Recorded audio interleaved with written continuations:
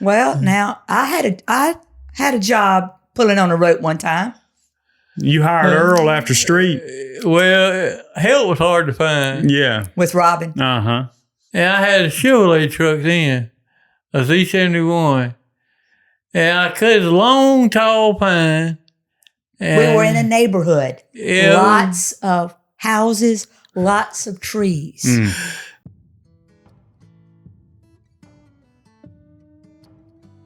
Hey, everybody. Welcome back to the Hayden, Alabama podcast. We're Southern Storytellers. I'm Philip. I'm Shane. I'm Robin. I'm Tracy. We don't need much of an introduction who's on the other side, except for this is Tracy, a.k.a. Earl Risher. The better half. Well, the one that definitely has all the truth. The truthful half of the Risher household. Y'all are in for a treat. I say every week because it is a treat to us every week to tell stories. Enjoy it. But this is going to be really special, I think. We're going to start off with some lighthearted stories from Brother Robin, because I think y'all be mad if he didn't tell a couple of stories with us. But then it's going to get a little bit more serious, just a touch, because so many people have questions about Brother Robin, aka Brother Blink. And tonight, we're going to answer those questions after we have a little bit of fun with some storytelling. And I think what we're going to title this is How to Live with a Man That Don't Blink. All right, Brother Rob, it's been a long time, several weeks, since I've heard one of your good stories. Won't you lead off so Earl can get greased up over there and get loosened a little bit? Can't wait All no right. longer.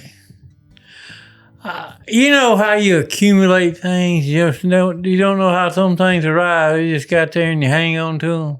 Oh, yeah. Well, somehow I accumulated a 9-ball from a pool set. And for years we kept saying it just laid around the house. Nobody ever threw it away. And one day I finally found something to do with it.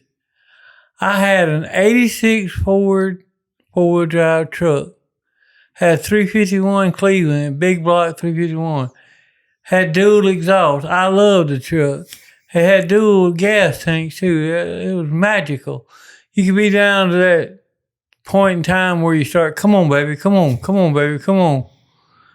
And you could just flip the switch and you could switch over to another gas tank, it'd be full. I loved the truck. I took my 9-ball, my beloved 9-ball, and I put what we call a butterfly. I don't know what the real name was. I drilled a hole in that 9-ball and I screwed the 9-ball on my gear shifter. And I got me some buckshot mutters. They fit just right. The truck was high but not obnoxious. And it was just a good looking truck, and it drove good. It had plenty of power, and it go through the mud. The short wheel base had 2 boxes. And I was at that time in my life, I could really move. And I was climbing trees and trimming them in people's yard by houses and things. I had an old boy I got out of jail that morning to help me. We called him Street. I forget his real name, but I had climbed a tree all the way to the top, cut all the limbs off, cut the top out, and just had a pole, about an 80-foot pole. And I tied the rope to the top. I told Street, I said, Street, I want you to pull this rope. You ain't got to pull it hard, but as I'm cutting it, I want you to pull it, make sure it stays off his house. He said, Boss, I don't know about this. I said, yeah, Street, you can do it. So I bedded the tree out. Most people call that cutting a watermelon slice out. I bedded the tree out the way I wanted it to go. And this ain't the first time I've done this. I've done this a lot. Something I saw in there, I saw Street out there. He was tugging on that rope. I stopped. I said, Street, you ain't got to do that. Just put your body weight against it. You got 80 foot of leverage there. My mind was on getting that tree down safely. But I forgot about my truck. And I parked it right there. I went back to my saw, and I got a man named Dave Earl to sharpen my saw, and he was throwing out chunks like quarters. And it was going through that pine tree. It was about a 25, 26-inch tree.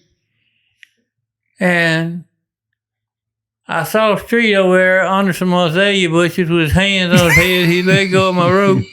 And when I did that, I just sunk my saw in so it go away from the house. What I didn't realize was I put it right in a direct path of my 86 four-wheel drive Ford Love truck. And that thing fell and centered my truck long ways. And that 9-ball I was talking about was the highest point of my truck. The tree did not hit the gear shield. I had over in first, all the way parked in first. So it was over to the left just a little bit. And that tree went right down beside it, blowed out all 4 tires, cracked the rim, piece of motor shot out, and that 9-ball just shining in the sun there. And that's my ride home. It was supposed to be your ride home. It ain't no more. My lovely bride, my soulmate, my helpmate, my eternal everything. And I said, baby. Well, wait. Let me start from there. So I'm teaching. I'm teaching. We're in the town, and I'm teaching junior high. And so my principal comes and says, Ms. Risher, your husband is on the phone.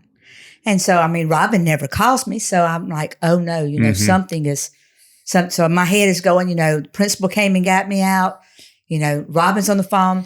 And at this time we had a little girl in our church that was in, St. Jude's Le Bonheur Hospital.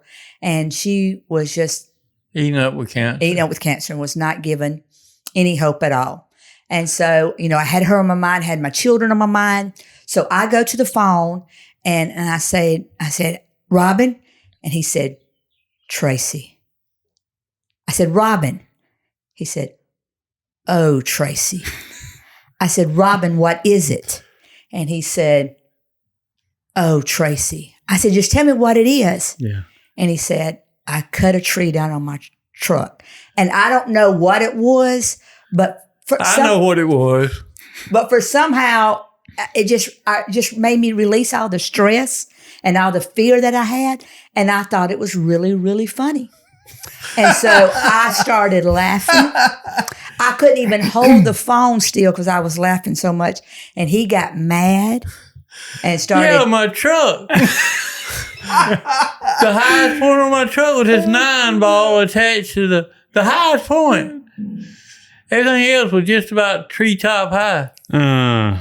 Well, but you were happy. Well, I don't know why. There's lots of reasons. I had all these fears going through my mind. Mm-hmm. And when he told me that he cut the tree down on his truck, I didn't know how bad it was. Yeah. She didn't know how bad it was. She saw it through my eyes as I described it. When she got there and saw how bad it was, she said, oh. Yeah. So you said, at that time, you said, I need you to come pick me up. Yeah. Yeah. What about Street? Where's he at? Street got fired shortly after. Oh. We terminated Street's employment. You let him go back. Yeah. Go back to the parole I officer. let him go back to jail. You can't have a man that ain't gonna pull on the rope. He had one job and couldn't even do it. Well, now I had a job pulling on a rope one time. You hired Earl after Street. Well, help was hard to find. Yeah. With Robin. Uh-huh. And I had a Chevrolet truck then, a Z71. And I cut a long, tall pine. We were in a neighborhood. Yeah. Lots of houses, lots of trees. And I told Tracy, I hooked this up to a truck. I topped the tree, and this the same, but this one's about 9 feet tall. It ain't about about twice as big around as your leg. And I told Tracy, I said, Tracy, the only thing can happen bad is if you break the rope with a truck. I said, I don't think a truck will break this rope. It's a real heavy-duty rope, metal in it and all that, cable and all that. I said, I really don't think you can out in this wet grass. But it's a 4-wheel drive, and she hooks it. And I started cutting the tree, and I saw something that wasn't just right, saw one run just right. For some reason, I stopped. I said, whoa, whoa, whoa. Now, I'm out in the, I'm diagonal in the road. She's serious about it. She's 10 and 2. I'm diagonal on the road. Traffic has stopped on both sides of the road. And you hear hollering. I hear something, right? She hears go, go, go. And that old T-71 out there just about, I floored it. It was down all the way. And that rope, I said, oh, Lord, she's going to break this rope. It's going to flop right back on this house. I fired that saw down in there. It started banana peeling. I don't know what the real term is for, but it's dangerous. It knock your head off. Yeah. And that rope held, though. And we lived to cut some more trees. I did not cut any more trees. That was your last day as a driver? That wrapped up Earl's assistant. Whoa. And she heard go, go, go. I think we got a new shirt. Brother Blink's Tree Service. I cut a bunch of them. Always hiring. Yeah. Hiring and inquire inside. Inquire inside. Most people didn't go back a second day with Robin. When I he was cutting understand why. And he got all, we got cousins, we hired young boys, we hired older guys. We tried everybody, but most of them wouldn't go back a second time. One and done. One and done with Rob. Oh, no. Brian Lewis helped me all the time. Till I jumped out of the tree on him because I got in them bumblebees that time. Yeah, Brian. Are you going to tell that? Yeah. Huh? Are you going to tell that since you just opened that door? I had a rope on me. I said, grab the rope, and I just jumped out of the tree because I cut a limb off. And as it came down, it just, bumblebees just boiled out. It was an oak, it's doty, and just bumblebees just boiled out of the thing. I wasn't staying up over that. It was doty. Yeah. Holla. I never heard of that. You ain't heard of oak tree being doty? No. I've heard of being y'all holla. need to get some culture. Yeah. It was We learned doty. something new tonight. That's how my 4-year-old says dirty. I thought that's what he was saying. It was dirty. It was doty. No, doty is holla. Earl, we love Robin's stories, obviously. But we want to hear one of your stories. Well, what about the first time that I ever laid eyes on Mr. No Blinkum? What a specimen. Glorious day. I can't wait to hear about this. And I just want to say that, I've listened to all of Robin's. We got witnesses to all this. I've listened to all of Robin's podcasts, and sometimes Robin can stretch, a little bit. But most of it have been true. I Just have to put say, a little tension on it. Yeah, he just, puts adds a little bit to it. But most of it, the gist of it's all been true. Gotcha. So far. Right. So I'm not going to say going forward, but so far. So this one's going to be hard for a lot of people to believe, but it is the truth. All right, let's hear it. All right. So I went straight out of high school. I had planned on going straight to Mississippi State. And so all summer long, I'd been working to go to Mississippi State, went to Mississippi State, had my classes. But for somehow or another, I decided not to go to Mississippi State. And so the day before school started, I said, well, you know what? I'll just go to East Central Community College. That's our community college. I'm from Philadelphia, Mississippi. So I decided to go the day before school started. And I was working at Walmart. And at Walmart, I had Thursdays off. And so that was the day school was going to start, was on a Thursday. So I went to East Central, got my classes all that first day. And one of my good friends, Lovey, said, hey, stay the night with me. She was staying the night. I was just going to commute, work at Walmart and, live at home because I hadn't made any plans, didn't have roommates. And I said, well, it is Thursday. I have the night off. And I said, I don't have any clothes. She said, oh, you can wear some of my clothes. She said, just stay, bunk in the room with me. So we're having a dance. It's first night. We're having a dance. We had Meet the Warrior night. It was Meet the Warrior night. And it was a dance. Meet the Warrior night. And then a dance. So I go in and I get dressed, Lovey. I wear some of Lovey's clothes. And I get dressed and there's a lot of girls, a lot of hairspray, 1988, a lot of stuff going on, makeup. So I get dressed a little early and I go start walking around East Central's campus. And they have a hill where they're setting up for the dance. And so there's a lot of people, there's a lot of football players out there. Meet the Warrior night. Well, y'all was helping. Yeah. Y'all was helping set up for the dance. Oh yeah. They was helping bring in the music, the equipment. So they had all the football boys down there. So one of my other really good friends, Donna, she played basketball for East Central and she was a sophomore. So she had been down there a year. So we were standing on top of the hill watching the football team put all the equipment on the stage and getting everything ready. And I said, Donna, who was that number 26 down there? Mm-hmm. Called her eye. And she said, he's a sophomore. Said, I had a class with him. She said, it's something like Batman and a bird. She said, Robin. His name's Robin. Batman. That's how he introduced himself. He's Batman's friend. And oh my goodness. That was his thing. That was his calling at East Central. So she said, do you want to meet him? And I said, no, I'm not going to meet him tonight, but I will marry him one day. That's what you said in that moment. That's what I said that night before ever speaking to him, ever seeing him. Spoke that into existence. That's what I said. And then she started stalking. Wait, hold on. This is my story. This is Tracy's story. This is my story. It's Earl's story. That's right. And so we went on to meet the Warrior. Never met him. I started dating another guy on the football team. And he borrowed. Oh wait, we ain't to that. Hold on, Rob. This is my story.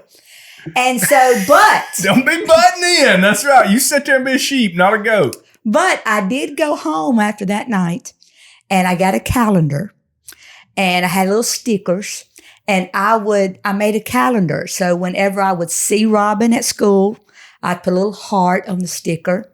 And sometimes we would pass one another and I would say hi and he may say hi to me. I'd put a little smiley face and I'd put, spoke with Robin today. And so I kept this up. And then one day I was still dating this guy. And one night the guy was from Georgia, so he didn't have a car. And I was still commuting. But we had decided to go to Union Country Day. And so Tim had asked me, say, hey, will you come pick me up and I'll take you out to Country Day. So I went and picked him up, and I was sitting at his dorm. I saw Robin, and I was like, "Oh my goodness, there's Robin! There he is!" You know, we said hi to one another. We've never stopped and spoke with one another. And I was like, "Oh my goodness, there's Robin! Oh my goodness!" And so I see Tim with Robin, and I'm like, "Oh, Tim knows Robin. Okay." Well, of course they're on the football team. And then I see Tim and Robin walking down the steps out of the dorm and walking to the car. And I'm like, what in the world? What is happening? My worst nightmare. I know the guy that I'm going to marry is walking with the guy that I'm currently dating. What is going on? And so I'll let you finish telling. Well, Clayton never did have no money. And he borrowed $10 from me to take her out with. All I had was a 20. And I wasn't going to give him all 20 of my 20. So I had to go get my 20 broke so he could have 10, I could have 10. And so we went out there to ride to this quick stop to get my 20 broke. So you make change for a 20. To take me out so he'd have $10, yeah. Just for another guy to take your future wife out on That's exactly what happened. So he got in the back seat. I was nervous again. I was sweating. I was like, oh my goodness, this is Robin in the back seat. I don't think I said a word to him because I was so nervous. And so Tim and I went out and we dated a little while longer and then we broke up. And so in October, I'll tell a little bit more of the story, but in October, they had a homecoming dance. And so again, Lovey said, I was still commuting, and Lovey said, stay again with me. And go to the homecoming dance. I said, well, sure, I'll do that. And so we got dressed, went to the homecoming dance. I was on the dance floor dancing, was about to leave. And I saw Robin out on the dance floor dancing with another girl. You mean Batman's friend? Batman's friend and the bird. He introduced himself by using both of them. And so I saw Robin dancing with the girl, but I saw him leave. And I saw Robin walking off by himself. And I said, well, this is my chance. It's now or never. I've been keeping this calendar. It's now or never. So I positioned myself to where I know Robin's going to be walking by. So when he walked by, what did I do, Rob? Poke me. I poked him. And I said, hey. And he said, hey. And then Then I he think said, it's Bon Jovi. what? No, you said, you want to dance? Yeah. And I said, sure. So there wasn't anything music playing on then. So, but we went to the dance floor waiting on the next song. And the next song was, Want It Dead or Alive. so that is our marriage theme song, Wanted Dead or Alive. That was what you wanted him, dead or alive. Dead He or was alive. yours, I was huh? informed. And so after the song, he said, you want to go ride around? And I said, sure. He said, you want to go in your car? I said, sure. I said, do you know who I am? He said, yeah, I know who you are. So I said, well, if you know who I am, then you lead me to my car. He didn't know who I was. Oh, no. He thought I was another girl. Robin! And he led me to that car. And I said, you really don't know who I am, do you? But we got together that night. And We had our first date, which is another story. yeah, we can't tell that story We can't just tell yet. that story yet. We'll get to it as soon as we can. Y'all won't believe the first date story. But this is Yeah. the prequel. He asked me out it was a Thursday night, and he asked me out for the For the that was a next Tuesday night. night. No, I'm sorry, that was a Tuesday night. Yeah. That dance was on a Tuesday night. And so he asked me out for Friday night. So that is another unbelievable story. But Did Robin say, I don't know who you are now, but I'm going to know? no, he didn't. I'm going to learn. He didn't know what was going to happen in his life with me at that time. Mm. But I did. And so it came true. I saw him one. Y'all got me nervous over here. I'm What going are you back. nervous for? Because he almost fouled up. He did. Yeah. He almost messed it several up. times he broke up with me a couple of times. I Robin! did not. Yes, you did, Robin. Uh-oh. You did too. We do some Bro, counseling here on the We show. do. We are here to mend these relationships, Yeah. Robin. Do you owe her an apology? As Heavy said, a fair maiden has never trodden the red clay hills of Neshoba County. She's the finest I know of. Well, but you did break up with me because you went out with another girl while we were dating. Well, that was in Reno, Nevada. You still did it. That's even worse. He almost fouled up, but I stayed true. Stay true. I stayed Reno is not Las Vegas. So You know, everything that happens in Vegas stays in Vegas, not in Reno. Reno. Reno come home that's with you, it. didn't it? Comes back. Well, I'm excited to have the prequel, and I'm even more anticipatory of this first date. They've been talking about it. Robin's been wanting to tell that story for a long time. Oh, yeah. So just not yet. Here's the only problem. When you build up, He's built it up. it's so big at this point that, Robin, this is going to have to be monumental for you to go it above. is. It is. Okay. It's, Well, the Hayden Alabama podcast world, you heard it here first. We got the prequel, and it's promised. We're going to get the first date story on down the road. When the bird met Earl. That's what that one's going to be called, huh? I don't know what it's going to be called. We're going to have to think of something. But before we go to our next story, one thing we want to ask is we've been trying to do this a little bit better. If you enjoy the show, what we'd like to ask you to do is hit the subscribe button, like it, share it with somebody who you think will enjoy this Southern storytelling. And it's one of the greatest gifts that you can give to us is a subscribe and a share. So just want to encourage you to do that. Remember, it's free. We don't charge you nothing. Total cost. $0. $0. Well, let's have another story over there, Rob. I want to tell about marrying someone who is just as competitive as you are. It's not all peaches and cream, so to speak. more competitive than you are. Or I should say better. Ooh. Better at things than he See is. what I mean? Man, Yeah. I think it's confirmed. Yeah. You know, I've been trying to breed her to see who can make the most free throws out of 10 for 40 years now. I ain't beat her but one time. That's for me mooning her and throwing keys at her and everything. Yeah. He She didn't beat make me free then. throws. I played basketball in high school, so yeah. You could make the free throw. Yeah, I can But- shoot. 40 years, statistically, I mean, you've defied the odds. I mean, you must be that much better than him. Oh, I am. I think that guy needs a transmission. Yeah. Softball, hitting balls. But yeah, catching balls. We played a lot of games when we When we first first got got married. married, we were so young, we'd come home from work and go outside and play together.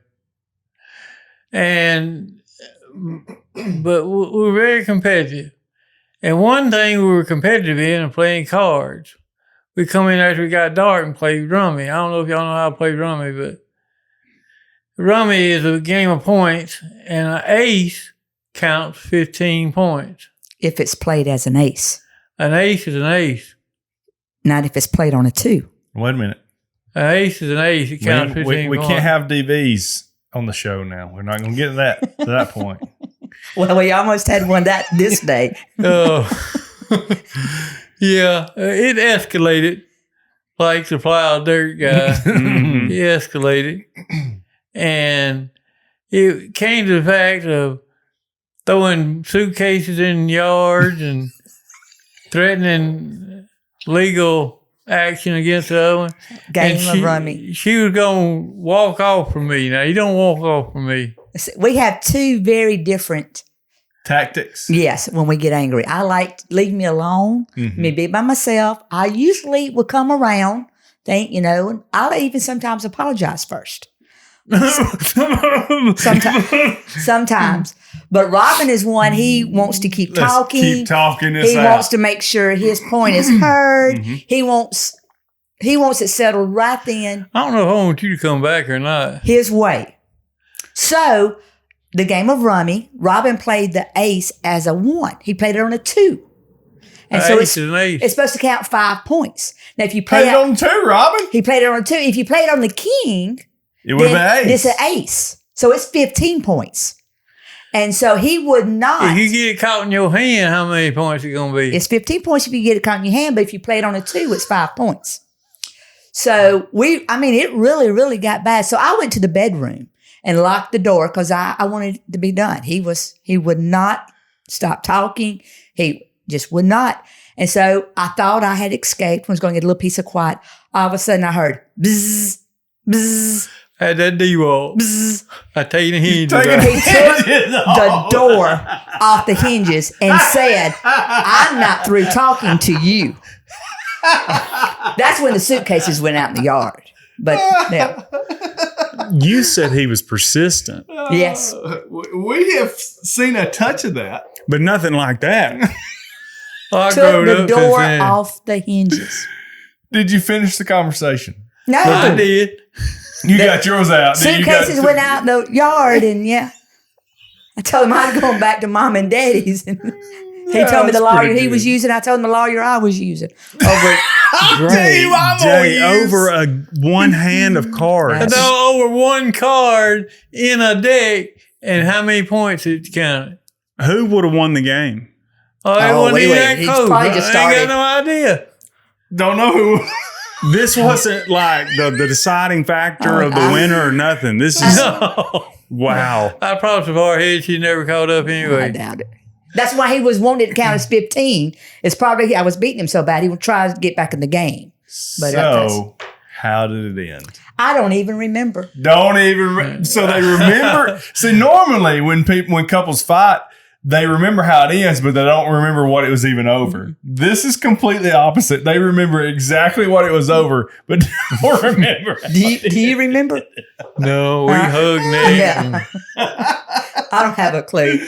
I'm baffled, but I'm not. I'm really running through my head trying to think about some of the dumb stuff Beth and I have. I know they're there. You got that right. It's dumb stuff. but I can't. Anything Bowling? that would come between a husband and a wife is dumb stuff. Yeah. And now looking back, 35 years later, we've been married 35, so we've been dating 38 years. It was so Man, silly. so stupid. Crazy. Such a isn't it? waste of energy. And we don't even remember half the time what we fought about. And yeah, it's Didn't now he's had to bust the door down one other time. He told us about that though. Yeah, when you thought yeah. you thought Jack the Ripper You was Jack out and the Ripper I was was in. you was out and I was in. Yeah. You was keeping him out, and he Yeah. was trying to come in. Now, 35 years, and the Lord's blessed y'all with some children. And Brother Robin's been wanting to tell some stories about his kids. Obviously, one of the best stories that he's told is the one with him and Buck on the river when they couldn't get the motor cranked. But that's the only one that I can think of that he's told. So, Robin, tell us another one about your kids. We came home and Jake had a broke toe, my middle son. Two broke toes. Two broke toes. His toe looked like this. Taped up. No, they weren't taped up. They just like that. Oh, that's real broke. Well, you just start in the middle of the story. We went out. We went out on a date. Casey, our oldest, we have a daughter named Casey, and we didn't leave her with the boys often, but Casey was 16, 17 years old. I mean, junior, senior in high school, because that's when a boyfriend. We had a boyfriend. And we had moved to Weston when her junior year in high school. So she was capable of keeping the boys. But we didn't do that a lot because they fought. Oh, they fought. But Jake, and then we had Jake. So if Casey was 17, 16, Jake was about 14. And then Buck would have been about 10. And so we went out on a date. Is this the night they broke the TV too? Yeah. Okay. So he came in and Jake was sitting in the recliner chair with a blanket over his feet. And Casey said, "We've had a little incident." Buck was in bed. And so we didn't see Buck yet. So we came in and we said, "Well, what's the incident?" And first we had a huge, large screen TV that sat on the floor, huge. And we saw that there was a booty impression in the TV. So they had fought over what channel to change. But Jake had went outside. The story goes that Jake had went outside and was roping. He was real big into roping, and he had the dummy head of a cow, of a bull. And he was outside roping, and Casey was doing the clothes. And she told Jake to come in and do the clothes. And Jake would not come in and do the clothes. So she went out there and was going to physically bring Jake in the house and do the clothes. He had a pair of flip-flops on. He had a pair of flip-flops on. Well, he roped her. And so they were wrestling around on the carport, and the flip-flop was slick, and the flip-flop, his foot shot out from under him. Anyway, broke 2 toes. So he goes in, he hurts his 2 toes. So they go in the house, and they're in panic. They're in panic mode. They're in a panic mode because they broke the TV and they broke Jake's toes. So Casey calls her boyfriend at the time. About to get broke. Yeah. Casey calls her boyfriend at the time and says, "Help Jake's toes. This is what they look like. They to the side. What should I do?" And he says, "Well, they're probably just dislocated. So if you'll pop them back in." No, he came over and did it. No, I don't think he did. I think he did. I don't think so. Okay. I think he just told Casey. She's right and I'm wrong. I think so. Now, Casey and Jake may have to tell us, but I think he told her over the phone because we wouldn't allow him to come over. We wouldn't home. No, he was. No, I don't think so. Covert. No, I don't think so. Covert. They were scared of you. I think he was too scared of you to do that. I don't think so. He was a good guy. So anyway, Casey did that. She got the 2 toes because they were willing to do anything because Robin was a disciplinarian. The kids. Laid the law down. He had several tactics that he was Batman's friend. He had several tactics that the kids knew when Daddy got serious. It was serious. We do them grass drills sometimes. Yeah. So Casey popped the 2 toes back. Well, they did not pop back. So we said, it looked like this. they were totally sideways. So we said, "Let us see Jake." And Jake, and they didn't tell us that's what happened to begin with. They said that Jake just slipped. We didn't get the whole story to begin with. And Jake pulled back the covers and we saw those 2 toes sticking straight out. And this was late at night. And we were like, "Well, we'll just take you to the doctor in the morning." Well, we go get in bed, and the longer we laying in bed, the more the story just didn't seem right. And so at this time, Buck, he's the baby of the family. We knew Buck could not tell a lie. He could not. 10 years of his life. Abe Lincoln. He could not tell a lie. So I said, we can get Buck. And Buck was in bed, so I knew something was up. They'd put Buck to bed. And I said, we need to get Buck down and find out what was the truth. So we wake Buck up, bring him into our bedroom, and finally get the gist of the story. And found out that they found out everything. And we ended up taking Jake to the emergency room, and which is another whole story. But he had two broke. The X-ray clearly showed that when Casey tried to relocate his toe, she separated bone and almost gave him a compound fracture. Did he have to have surgery? They have. They put a pencil stick in there and wrapped it up. And she just grew right back together. He's good to go now. You know, a lot of people asked about our kids' names because Jake and Buck are our two boys, and Casey. We were actually watching Scooby-Doo when I was pregnant with Casey, and that's where we got Casey's name, was off of From Scooby-Doo. Casey when it does the voice of Shaggy. Does the voice of Shaggy. So it's got a little animal, note to it. But Jake, Robin got to name Jake. We had a thing where we would take turns having the first name and having the middle name. And so Robin chose Jake because it's a young turkey. When he grows up, he's going to call him Tom. But then, and so I got to name his middle name, and his middle name is my maiden name, which is Ladd. And then with Buck, Robin got the middle name, which is Buck, and that is his real name. A lot of people say, Buck had a teacher one day says, we do not do nicknames in this class. Well, that's good. Yeah, I had to write her a note, said Buck is not a nickname. That is his real name. If you'd like to look at his birth certificate, we'll be glad to send that to. But our children. What's his first name? His first name is Garrett. Garrett Buck. With one R and one T. Everybody in the family. This is important. I'm a little OCD sometimes. And everybody in the family has 5 letters in the first name, 4 letters in the middle name. And so Garrett, we drew Buck's name out of a hat. We had 3 names when we went to the hospital, and we drew Garrett out. But it has 1 R and 1 T. So everybody in the family has 5 letters first name, 4 letters middle name. I like it. Kind of principles. You got to stick with them. Virginia didn't have a name until they forced us. They were fixing to discharge us. Really? Come in the room. I didn't know about that. And said, you got to name this baby. We just couldn't settle on anything. And finally, Virginia. I said, I like it. She said, I like it too. I said, thank God. I thank the Lord. The kid's got a name. We got to get out of here. Well, Jake's name wasn't actually Jake when we went to the hospital. You want to tell that story, Rob? No. I don't remember. You think he was a boy? Oh. No, it ain't because he don't want to tell it. He just don't remember it. I've never known Robin not to want to tell a story. He said He didn't get the lead in there, did you, Rob? No. Oh, okay. But Jake was not supposed to be Jake. He's supposed to be, I don't know what was going to name her. Jessica. Oh. And wait a minute. They got it wrong. We went to all Jake's doctor's appointment. I had Casey, had a girl. She really wanted a boy for her daddy to have a son. And I wanted a boy. We all wanted a boy. And we went up there and the doctor said, it's not a boy, it's a girl. Circled. It's a girl. Mm-hmm. And so I got a little upset. Just a little bit, just a tad bit. Throwing luggage out the window upset? Or? Would not allow anything blue in the house. All the shower had to be pink. I just got, this is fine, we're going to be having a girl. This is what we're going to have. It's called girls, so we're not even going to discuss But the names. Lord spoke to me somewhere along the way and said, it's not a girl, it's a boy.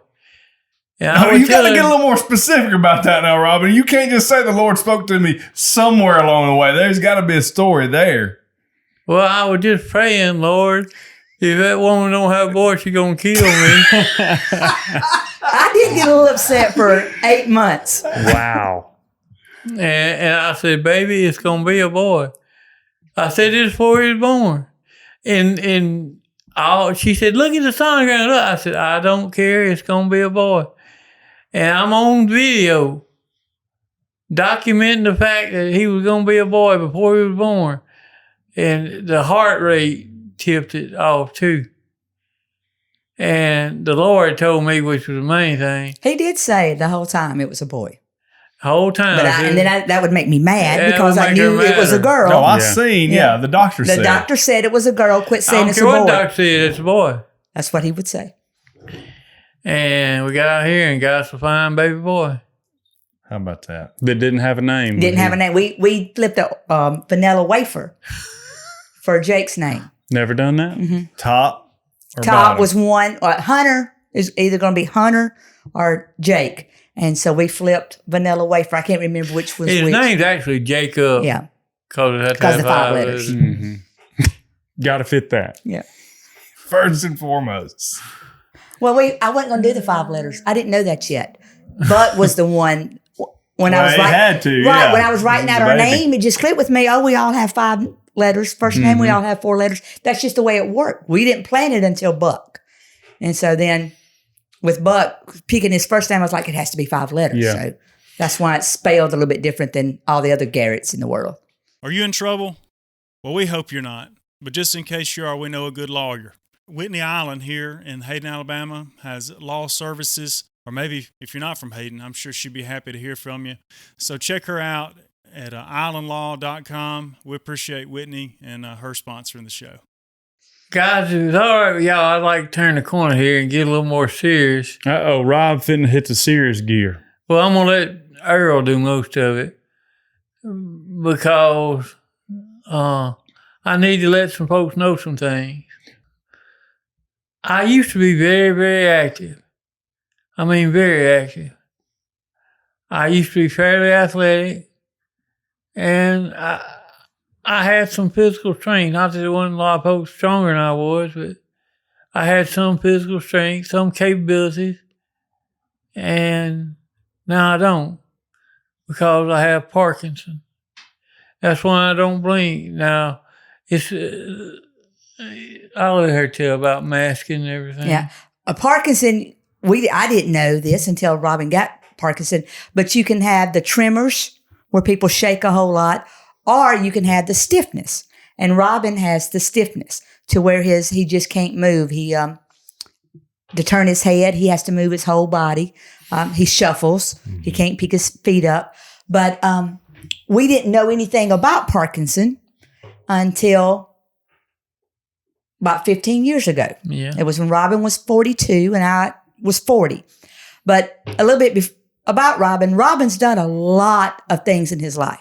You know, he went in Army basic training. He was in Mississippi National Guard for 11 years. 12 years. 12 years. He's been a police officer in New Orleans. He's cut down trees. He's worked in a lumber mill. We've always had garden. I mean, he can just do Killed a every lot. turkey in Northeast Mississippi. I mean, has been hunting all over the United States and has just always been very, very active. Well, and 15 years ago, I don't remember. So that would be 20. Yeah. When was I 40? I can't remember. But anyway, one year, I started noticing Robin not picking his feet up. And I would get on to him. I said, Robin, you are walking like an old man. If you don't start picking up your feet, you're not going to be able to walk in a year. And, we talked about weight. Can you not pick your feet up because you're overweight? What is going on? Well, in December of that year, we had someone to get married from one of our churches. And it was a real good friend of ours' daughter. And she had asked Robin to do the wedding. And so we went there to rehearsal night. And 2 men in the church, Jackie Dollar and Gerd Warren, they pulled me out to the front of the church and they were crying. And they said, Tracy, why have you not told us that Robin's had a stroke? And I said, he has not had a stroke. And they said, something's wrong with Brother Robin. Said, please get him checked out. And I said, well, and they said, no, you got to promise us you'll get him checked out. And I said, oh, okay, I promise. But I didn't know how in the world I was going to do it because he didn't go to doctors. He was a strong nothing man. wrong with me. Yeah, he didn't want nothing to be the matter with him, And so I was like, what is going to happen? Well, the Lord the Lord works. So in January of that year, Robin decided, hey, I think I'm going to take an EMT class and, start working on an ambulance or, get my certificate that I could do, EMT. And so I said, that would be great. I said, I think you need to have a physical before you can do that. And he said, well, I'll look into it. So about a month rocked on, because it is February. About a month rocked on, and he said, you're right, I do have to have a physical. So I'm just going to go up to the local doctor and get a physical. Well, in the meantime, somebody had mentioned to me, have y'all looked at Parkinson? People had started noticing. And someone said, have you looked at Parkinson? I said, I've never heard of Parkinson before. But I Googled it, and it was about 20 signs of Parkinson, and Robin fit every one of them. Let me say this. So if you got it, don't Google it. Yeah. Don't Google it. It's scary to death. Don't look at it. Talk to somebody about it. I just want to put that in there. But I didn't tell Robin anything about Parkinson because I knew that he wouldn't go to the doctor if I said, I think you have Parkinson. So I just rocked on, let's get a physical. He said, well, yeah, I'm going to get one. So every few days I said, you got that physical plan? Well, not yet, but I'm going to. So finally I went to the doctor, and he called me at work, and he said, Tracy, the doctor thinks I have Parkinson. And he said, and I Googled it, and I have everything they said. And he said, he's sending me to a neurologist tomorrow. Will you go with me? I said, well, sure, I will. And about that, I knew, I figured he did, but we went to a neurologist the next day, and he got diagnosed that day with Parkinson. And so the doctor it was in Mississippi, it was in Jackson. The doctor said, Parkinson people have a good 15 years. And so we have medicine that's going to help for 15 years, and said you can lead the same life that you live now. And probably in 15 years, we'll have a cure. Michael J. Fox had came out. He's getting all this money. He has Parkinson's. So a lot of money starting to go into looking for cures for Parkinson's. So we were very, very hopeful. And the next month, I had earaches all my life. And a lot of people don't know this about me because I don't say it. But the next month, it just goes to tell you, sometimes you go through valleys, and they're really, really steep valleys. So I have a really bad ear infection, and I'd hurt all my life with earaches. Never had headaches, but I had awful earaches. Well, I go to an ear specialist, and they find a tumor in my head. And they said that it'd probably been there for years and years and years and years. So we get a little sidetracked with the Parkinson because we don't know if they send me to the Cancer Institute, and they had to get a biopsy, and a lot of things happened, but we had that. It was the size of a snuff can. Size of a snuff can. In your ear? In my head. They said if you put your hand on the top and right through your ear, it was setting on my carotid artery.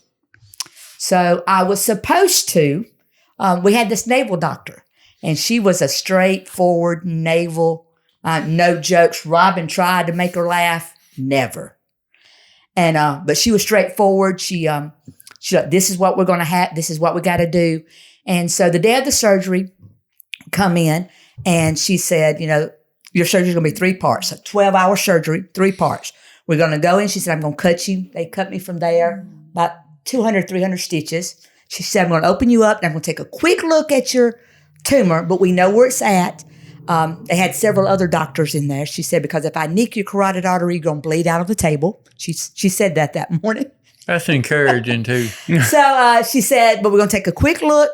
And then she said, we're going to saw your jaw, your lower jaw out, jawbone. We're going to set it to the side. She said, because we need to work in it. I need space to work. So we're going to take your jaw out. And then she said, I'm going to go in there. She said, you've got nerves already entwined with the tumor. So we're just going to cut the nerves. You're probably going to lose your voice, and you're probably going to not be able to blink your left eye. She's a non-blinker. Yeah, I was the non-blinker. You're right. And so, but the tumor had to come out. So we just said we would live with it. Well, we had people praying for me all over Mississippi, the churches we had been in. Everybody was praying for me. And then she said, then we'll close you back up. You'll go to ICU for 4 or 5 days. You'll have a feeding tube, take about a 6 months recovery. But this is just this is just what it's going to be. And so we had prayed up, and I had a peace about God had given me a peace. And so I was okay with it. Well, went to sleep, and all I said to myself, Tracy, all you got to do is go to sleep and wake up. That's all you got to do. Go to sleep and wake up. So I start waking up, and I can hear people talking, and I hear Robin saying, they didn't take her jawbone out. They didn't take her jawbone out. She's not in ICU. And I was like, oh, But anyway, long story short, she said that when she opened me up, the tumor was sitting right there. Wow. And so they did cut some nerves out. I didn't have to wear a patch for 3 or 4 days. I couldn't blink my left eye. I don't have feeling in my left side of my tongue. And so sometimes my words get jumbled up and I can't pronounce some of the words I used to pronounce, but that's really, the blinking came back. But we had that to deal with. And, in Parkinson, so we went through, a valley. And both of us had some health issues. But we rocked on in probably about a year. The doctor had told Rob and said, you got 3 types of medicine, and you got about 5 years on every type of medicine.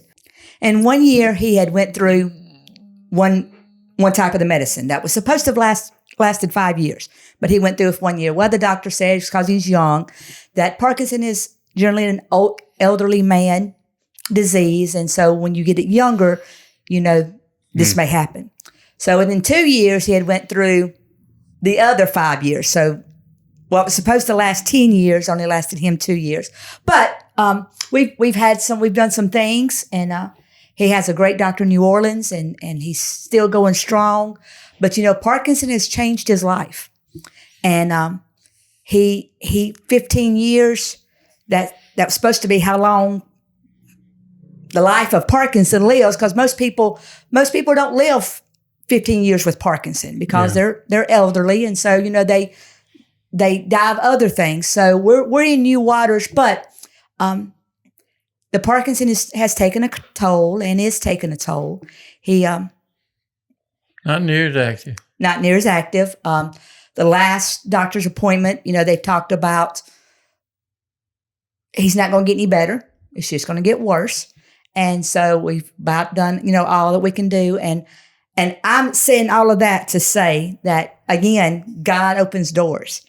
And when Robin told me about Hayden, Alabama podcast, and I was like, oh, okay, that's something you could, okay. Great. I didn't, this is Robin's cup of tea, not my cup of tea. But he started, I met these guys, I talked to them, we're going to do a podcast, fine. But before Hayden, Alabama podcast, Robin wasn't getting up out of a chair for days at a time. He was going to preach on Sunday, preach on Wednesday night, and that was about all he was doing. He wasn't hunting. He wasn't fishing. He about can't go hunting and fishing without him by himself anymore. So he has to wait till someone invites him or goes with him. But with Hayden, Alabama podcast came along, and he has started doing this. I see a smile on his face that had been gone. No, and about all the time. He's got some pep in his step. The comments, I was really worried about some of the comments when I first started Hayden, Alabama, the podcast, and I started, they said some things. Some people that are ugly. They said some things, and I was really worried about him. But he has taken it with stride. The blink, that's why he does not blink. It's part of his Parkinson. His muscles just don't work. And he's taken that, and he calls himself Blink Brother Blink all the time now, And so Hayden, Alabama podcast has been a blessing. And the people commenting and everything has been a blessing for us. And I'm thankful that God, when something closes, God opens up something else. And he's going to be all right. Mm-hmm. He's going to be all right. Thank y'all so much. Oh, Rob. Man, I don't want to cry. And another thing about our marriage is he's the emotional one in the marriage. He gets all sensitive and I don't do that. Right. So Robin a lot of times says, I'm the woman in this relationship. And I'm like, well, I was raised by my dad, so that says a lot. But we're gonna be okay. He's done great. And when he gets down, he just keeps getting up. As he says, he puts one breeches leg on in the morning at a time. And and as I say, he hangs in there like a hair in a biscuit. Yep. Well, I'll tell you this, while Robin's composing himself, Shane and I, we've talked about this so many times, but I think it's fitting to talk about it now to those who don't have the behind the scenes. That's what we forget. We forget that people don't ride around in a truck with us. They only see what we put out once a week. I think Robin was a godsend for us. And what has been amazing and what we've talked about so many times is the outpouring of love from you guys. Amen. For Brother Robin. Yeah. We're just baffled. Robin's face is in a video. They're clicking. They're clicking. And they're going to watch every second of it and hang on to every word. Now, I'll say this. In my opinion, we've had a lot of storytellers on the show. Mm-hmm. Robin's the master of metaphor. He describes things and you feel like you're right there with him in the moment. Yeah. And he is always going to gut punch you with some part of that story that you can't see coming. And he really is. I think I say this with full confidence. Robin's one of the best storytellers in America today, mm-hmm. without a doubt. And I'll never forget the phone call that we had with him on your front porch. And I knew, it's just like God told us in that moment, there was no question. We didn't question it one bit.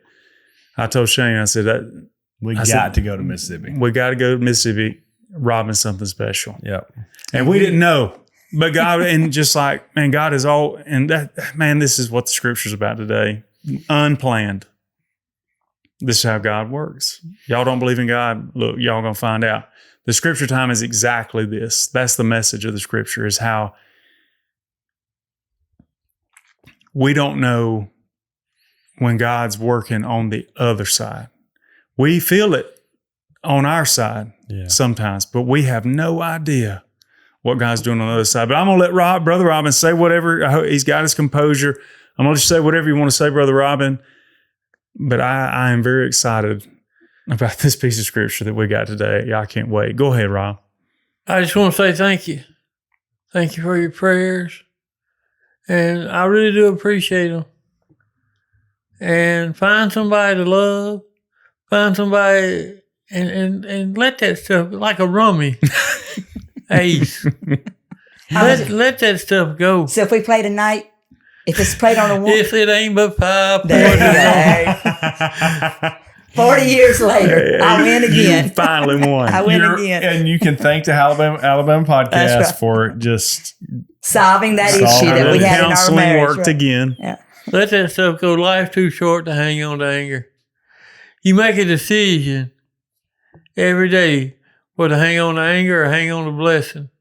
I suggest hang on to blessing. And find things like a Hayden Alabama podcast. No, Rob, thank you, buddy. And with all those stories that he's already told before, like I said, they're pretty much true. So we've had an adventurous life. Amen. And but I made a decision a long, long time ago that I could either stay mad at Robin all the time, or I could love Robin and laugh at the fun times and be with him through the hard times.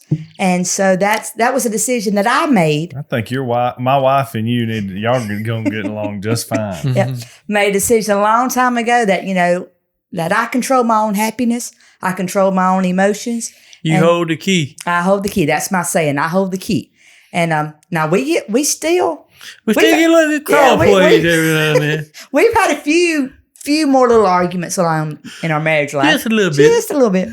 And but the one thing is we always know we're going to be with one another. That's not a question asked, and that's what we're going to do. Going to get through it. You're going to get through it. You got anything else, Brother Blink, before we get the word out? I just say this, if you thinking about someone right now, prayer really works. Sure. It really, really works. Keep lifting people up. I thank you for your prayers. I ask you to keep on praying for me. But pray for somebody, because it really works. Amen. Well, let's turn to the word real quick. I'm going to go ahead and warn you. It's a little bit of a lengthy passage, but we got to get the fullness of it to talk about what we just had happen. This is in the book of Acts, chapter 10, starting at verse 1. In Caesarea there lived a Roman army officer named Cornelius, who was a captain of the Italian regiment.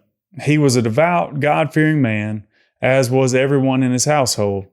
He gave generously to the poor and prayed regularly to God. One afternoon, about 3 o'clock, he had a vision in which he saw an angel of God coming towards him. "Cornelius," the angel said.